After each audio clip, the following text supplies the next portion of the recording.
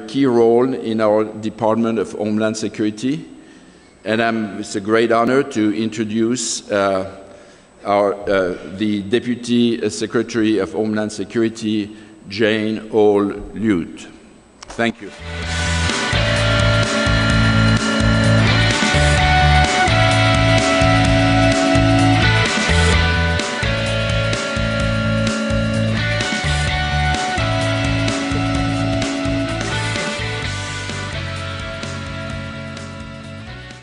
I want every day at Homeland Security to begin with music.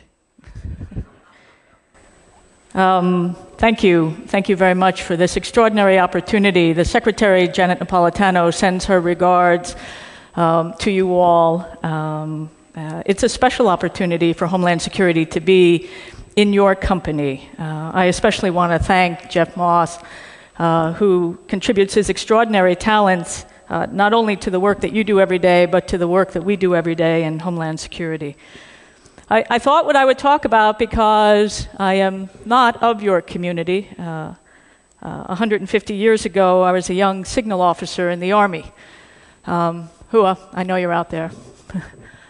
Hua, thank you. I know you were out there. No, I've got so many mics. I feel like I have no mics. You know, it's an experience like this really is something unusual. You know, I am going to march home and tell my children, you know, whenever you get that ridiculous question of, you know, people asking you, where do you want to be in 20 years? Tell them you don't know, but wherever it is, you hope you're not limited to what you can think of at this moment. Because I can tell you 20 years ago, I would have never imagined myself standing here. What I thought I would talk about, though, this morning is the challenge that I think we face. We face it together. What can be done about that challenge, and importantly, who should do the work?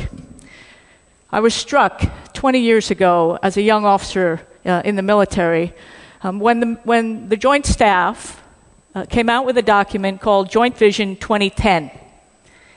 This was around 1990 or so, and it was an expansive document about where the military wanted to be in 20 years.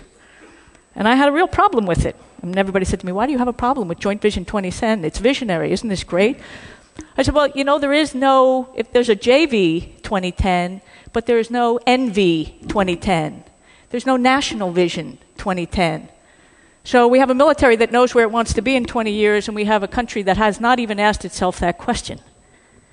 And it seemed to me we needed to catch up. And so when you think about where you want to be in 20 years, I suppose at the end of the day, you also need to think about how to get to the end of the day, and you need to think about where you are today. So where is the United States today? What does this country need at this moment in its history? I mean, everybody will have an opinion on that. I'll give you mine. This is a country that needs a safe and secure homeland. We're a country that needs a dynamic economic engine that can generate new wealth. We're a country that needs strong friends and neighbors. And we're a country that needs predictable relations with others. That's about the rule of law. If these are the needs that we have, what is the role of cyberspace, cybersecurity, in helping to secure U.S. interests? Well, secure them against what? What's the threat? I don't know, it seems pretty comprehensive to me. You can steal our data, you can steal our identities, you can steal our past life, and you can steal our future opportunities. You can't deter that threat, though, if you never talk about things, as one of your colleagues said this morning. You can't have a strategy of protection. You can't have a strategy of deterrence if we don't ever talk about the threat and how we can understand it. Indeed, how we can understand cyberspace at all. Now, cyberspace, your community and Homeland Security, my new community, has a lot in common. You have a lot of brand name recognition. Everybody's heard the term cyberspace. Everybody's heard the term Homeland Security. Not everybody knows what those two terms mean. Cyberspace, is it a war zone? Is it a marketplace? Is it a neighborhood? Is it a school? A highway? A do loop of lives gone by? A playground? A sandbox? A war zone? How does cyberspace and war zones compare? War zones. Wars happen somewhere. They involve somebody. Geography is key. Seizing and holding terrain. Wars happen somewhere. Cyberspace is sort of about this space-time thing. Nobody really gets it. Wars end lives. Cyberspace merely destroys them. War zones are all characterized by a degree, to some extent or another, of lawlessness. No order, contested order, alternative order, and we're fighting about it.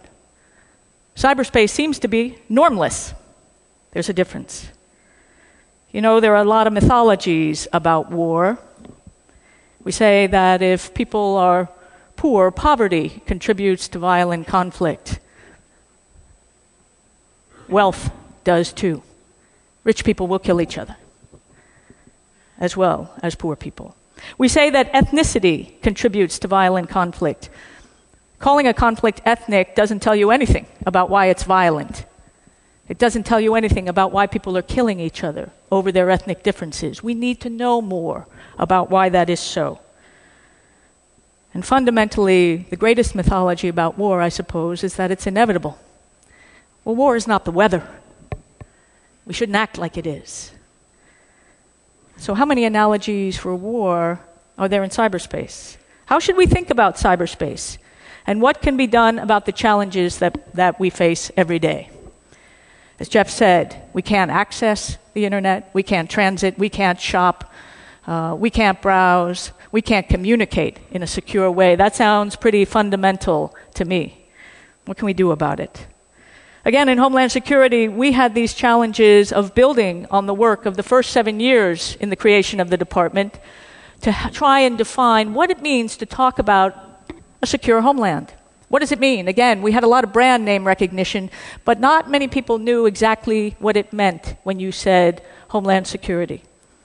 So through a series of meetings, outreaches, processes, and yes, conversations, we laid out a vision for Homeland Security. Because as somebody once told me, if you don't know where you're going, you're not likely to get there. So what are we trying to do in Homeland Security? What we're trying to do is create a safe, secure, resilient place where the American way of life can thrive. That's the vision. And these questions are very fundamental. How do we do it? What does it mean to be safe? What does it mean to be secure? We want the American way of life to thrive. How are we going to do this? In the department, we laid out 5 essential missions for ourselves. Some will be familiar, some are new. The 5 essential missions are fundamentally the first one, which would be well known to you, which is to prevent another terrorist attack. Prevent terrorism from again afflicting this country. The second mission is to secure our borders. And here you can begin to see the duality of the Homeland Security challenge. Because we don't only want to keep out people and goods that might be dangerous, we want to expedite legitimate trade and travel. Because fundamentally, the strength of this country rests on our ability to interact with the rest of the world and to do so in safety and security. So our first mission is preventing terrorism. Our second mission is securing our borders. The third mission is to enforce our immigration laws. The fourth mission that we laid out is the cyber mission, ensuring the safety and security of cyberspace. And a lot of people were surprised by that. Maybe not this community, but a lot of people were surprised that we thought it was essential to the security and safety and resilience of the American homeland that we have a safe, secure, and resilient cyberspace as well. And the fifth mission that we laid out for ourselves in Homeland Security is to help build a resilient society, a resilient public, able to face all threats and hazards that come our way. How are we going to do this? It's not enough simply to lay out a vision. Where do you want to be in 20 years? You need a way to get there. These 5 missions are our way. Within each of them, we've identified goals that say, if we do this, that means we are effective at discharging these key missions. Resilience. What does it take to have a resilient society? It takes empowered individuals, capable communities, and yes, a responsive federal system. It's not impossible to achieve. And we do this based on the simple principles of security, resilience, and exchange with the rest of the world. It's not about building borders that are impenetrable. It's about interchange with the rest of the world. But doing all of these things for Homeland Security